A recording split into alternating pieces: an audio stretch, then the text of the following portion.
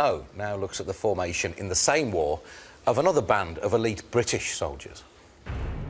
In 1940, Allied forces had to be rescued from Dunkirk when they were surrounded by the German army and left stranded on the coast of France. Many of them left in a flotilla of small boats sent from England. Winston Churchill now believed that the British Army required a new kind of guerrilla-style soldier that could carry out hit-and-run attacks behind enemy lines. These soldiers would receive much more training than the others in the regular army. To set them apart, they were given a new name: Commandos. The Commandos were hand-picked from the regular army. They were sent to Scotland for training because the hostile, wet and rugged terrain was considered ideal to test their physical strength and survival techniques. Among regular army recruits, there were all sorts of rumours about the kind of training that the Commandos would receive, and there were even stories that some of their instructors weren't in the military. The name Commando was borrowed from another war. During the Boer War, Lord Lovat of the Cameron Highlanders saw that gamekeepers who specialised in survival, tracking and marksmanship would make ideal soldiers, especially in combat against the fearsome Boers who used the harsh Transvaal terrain to their advantage. 50 years later, Lord Lovat's son employed the gamekeeper's skills in a new way when training his version of the Commandos. So why was the word commando used to describe these new troops?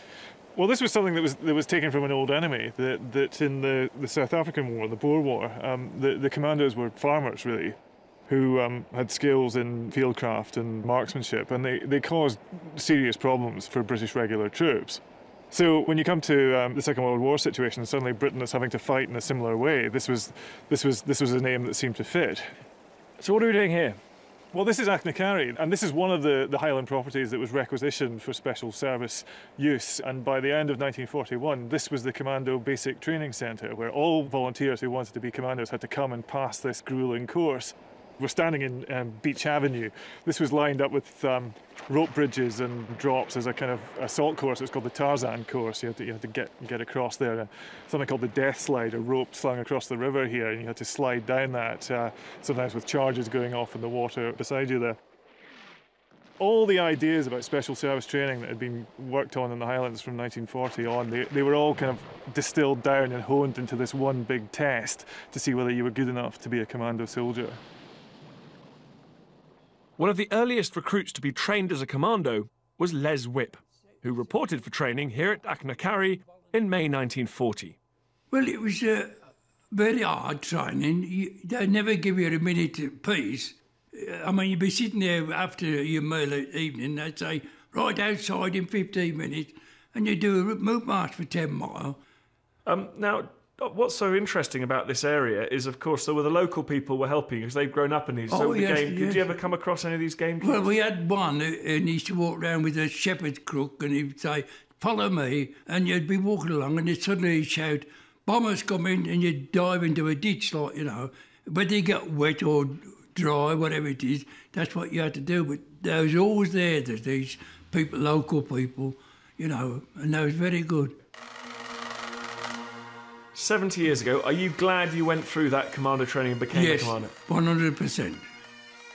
It made me a man and made me fit. And I could say to myself, after I come out the army, I am a man, now a man, because what I've been through for the last 6 years.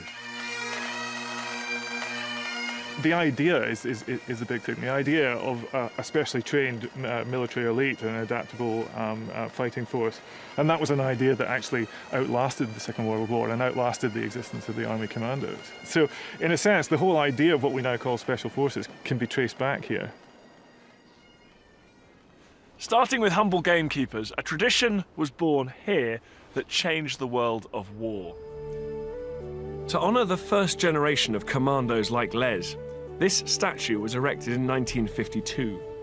It stands in Spearn Bridge, a fitting tribute to both the men and the landscape that shaped them.